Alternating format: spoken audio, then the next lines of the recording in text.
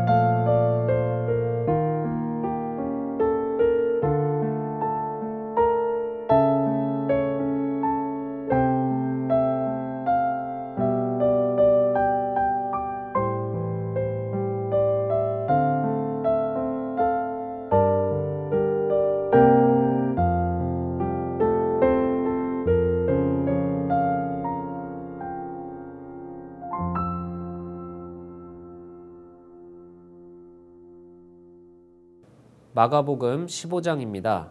15장은 예수님의 고난과 죽음에 집중하여 기록한 장입니다.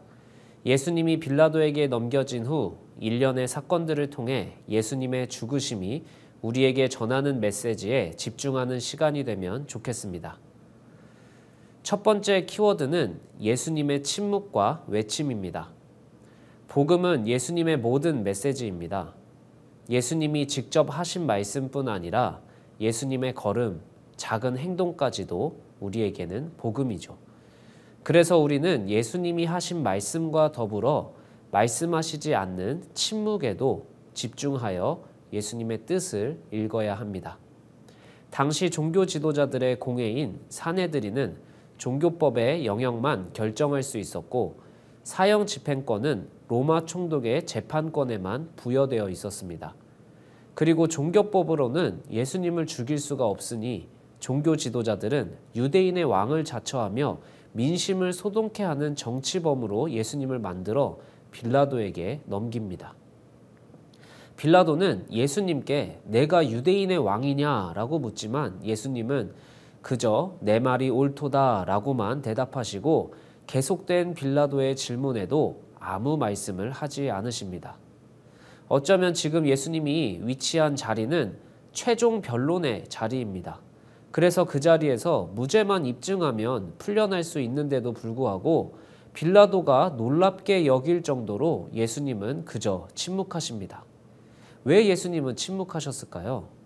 바로 예수님은 이 땅에 죽으러 오셨고 이제는 그 때가 온 것을 아셨기 때문입니다. 그 자리가 누구를 가르치는 자리도 예수님의 무죄를 입증할 자리도 아니라는 것을 아셨고 죽으러 오신 목적을 이루시는 곳임을 분명히 아셨기 때문에 예수님은 그곳에서 변론으로 말을 하시기보다는 침묵을 하신 것입니다. 6절부터 32절 역시 수많은 소리가 얽혀 있지만 예수님의 소리는 단 하나도 언급되어 있지 않습니다. 예수님이 사형 집행을 받을 정도가 아님을 알고 있는 빌라도는 자기에게 있는 사명권을 활용하여 사형받을 만한 바라바와 예수님을 백성들 앞에 내세웁니다. 그러나 군중은 오히려 바라바의 석방을 요구하고 예수님을 십자가에 못 박으라고 외칩니다. 13절부터 15절 군중의 소리는 점점 거세지지만 예수님은 단 한마디도 하지 않으시고 거세지는 소리에 그저 결국 채찍질과 십자가형으로 마무리됩니다. 예수님의 무죄를 알았지만 빌라도는 군중의 거센 소리에 자신의 선택이 처음과는 전혀 반대의 선택을 하십니다. 그러나 겟세마네에서 땀이 피가 될 정도로 기도하시며 마지막 선택을 하신 예수님은 군중의 소리에도 흔들리거나 감정적으로 대처하지 않으시고 그저 침묵으로 자신에게 주어진 죽음의 자리로 가십니다. 16절과 20절에서도 온 군대가 모여 예수님을 조롱하고 희롱한 뒤에 끌고 나갑니다. 겉으로 봤을 때는 아무 말하지 못하고 끌어가는 대로 끌려가는 연약한 모습처럼 보이지만 오히려 예수님의 침묵은 어떤 소리와 어떤 대우에도 흔들리지 않고 이 땅에 오신 목적 그 자체를 분명하게 이루고 계신 하나님의 아들의 모습입니다. 군중들의 조롱은 끊임없이 이어집니다. 29절과 32절에서도 군중들은 너 자신부터 구해라 라고 외칩니다. 십자가에서 내려오면 믿어주겠다고 합니다. 그러나 그 조롱에도 예수님은 침묵하십니다. 십자가에서 내려오는 것이 하나님의 아들이 아니라 십자가에서 죽으시는 것이 하나님의 아들이 해야 할 일임을 분명히 아셨기 때문이죠. 그런데 지금까지 침묵을 일관하시던 예수님이 죽기 직전 큰 소리를 내기 시작하십니다.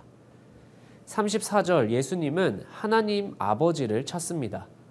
이 말씀은 시편 22편 1절의 말씀인데요.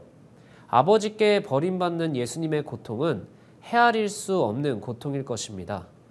그러나 시편 22편은 고통으로 울부짖으며 시작하지만 장차 오실 메시아에 대한 기대로 마무리됩니다. 예수님 역시 시편 22편의 1절만을 알고 계시지 않았을 것입니다. 그래서 예수님은 22편의 1절을 외치셨지만 예수님의 외침은 거기에서 멈추지 않습니다. 37절 예수님은 다시 한번 큰 소리를 지르시고 숨지십니다. 마가복음은 그 큰 소리가 어떠한 내용인지 기록하지는 않지만 그 외침은 전혀 새로운 시대의 도래를 의미합니다. 오직 대제사장만이 들어갈 수 있었던 지성소와 성소를 나눈 휘장이 위로부터 아래로 찢어집니다. 이제는 누구나 하나님 앞에 나아갈 수 있는 시대가 열렸다라는 것이죠. 마가복음 1장 10절에서 우리가 살펴보았듯이 예수님이 세례받으시고 하늘이 갈라졌습니다. 그때 갈라졌다라는 동사가 바로 오늘 휘장이 찢어졌다라는 동사와 같은 단어입니다. 우리가 오늘 하나님을 아버지라 부를 수 있는 것은 예수님의 죽으심으로 새로운 시대가 도래했기 때문입니다. 그리고 그 시대는 지금까지 예수님의 십자가를 집행한 사형 집행관 백부장이 다시 한번 놀라운 고백으로 확증하고 있습니다. 그 고백은 바로 이 사람이야말로 하나님의 아들이구나 라는 고백이었습니다. 두 번째 키워드는 예수님과 함께 라는 키워드입니다. 예수님이 십자가를 지고 가실 때 로마 병사들은 구레네 사람 시몬을 억지로 끌고 와서 십자가를 지게 합니다. 공교롭게도 절대 예수님을 버리지 않겠다고 자신한 베드로의 원래 이름 시몬과 같은 이름입니다.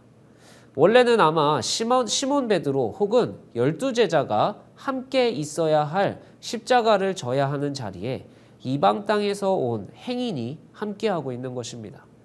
그러나 성경은 놀랍게도 그 행인의 아들 이름들까지 언급하는데 교재 각주를 보시면 그의 아들 루포가 로마서에 언급된 루포와 동일인으로 본다고 써 있습니다. 바울은 로마서 16장 13절에서 루포와 어머니에게 문안한다고 하는데 억지로이지만 예수님과 함께 십자가를 진 아들들이 교회의 중요한 일꾼들이 되었다라는 것입니다. 억지로이지만 예수님과 유일하게 십자가를 나눠진 사람, 어쩌면 그저 재수없는 일이 생겼다라고 치부할 수 있는 일이 오히려 예수님을 믿는 가정의 첫걸음이 되었다고 성경은 기록하고 그 내용이 오늘 우리에게까지 전해지고 있습니다. 그리고 먼 발치이지만 막달라 마리아, 작은 야고보, 요새의 어머니 마리아와 살로메를 비롯한 많은 여자들이 예수님의 죽으심과 함께 있었다고 마가복음은 기록합니다. 또한 대표적으로 예수님과 함께한 사람이 한 명 더 등장하는데요. 아리마대 사람 요셉이 등장합니다. 그는 당돌하게 빌라도에게 가서 예수님의 시체를 달라고 요구합니다. 마태복음은 이 사람을 부자라 기록하고 있고 네 복음서 모두 그를 존경받는 공회원이라고 기록하고 있습니다. 부자이면서 공회원으로서 명예와 권력을 가진 어떻게 보면 다 가진 사람이 등장을 합니다. 이전에 예수님을 따른 흔적은 전혀 기록되어 있지 않지만 요한복음은 그가 예수의 제자였지만 유대인이 두려워 숨긴 사람이라고 기록하고 있습니다.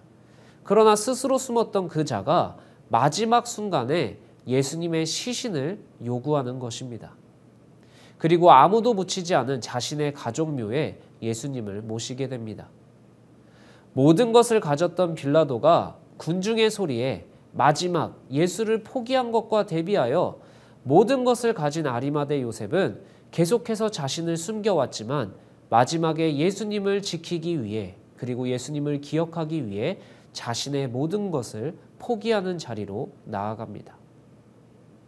사순절 기간 예수님의 말씀과 더불어 예수님의 침묵 모두에서 하나님의 뜻을 발견하는 신앙의 여정이 되시길 축복합니다. 그 뜻이 우리 안에 명확해질 때 우리는 나의 모든 것을 포기해서라도 예수님과 함께하는 삶이 될 것입니다. 그 삶이 십자가를 지고 가는 것 같을지라도 그 함께함은 하나님이 대대로 함께하시는 삶으로 하나님이 보증하실 것입니다. 함께 기도하시겠습니다. 먼저 하나님의 뜻을 알기에 묵묵히 침묵으로 순종하신 주님처럼 주의 뜻을 알고 따르는 삶이 되게 해달라고 함께 기도합시다. 예수님의 죽으심으로 하나님을 아버지라 부르는 은혜를 기억하며 감사하게 해달라고 또한 기도하고, 마지막으로 다른 어떤 것보다 마지막까지 주님을 택하는 삶이 되게 해달라고 간절히 기도하며 주님께 나아가겠습니다.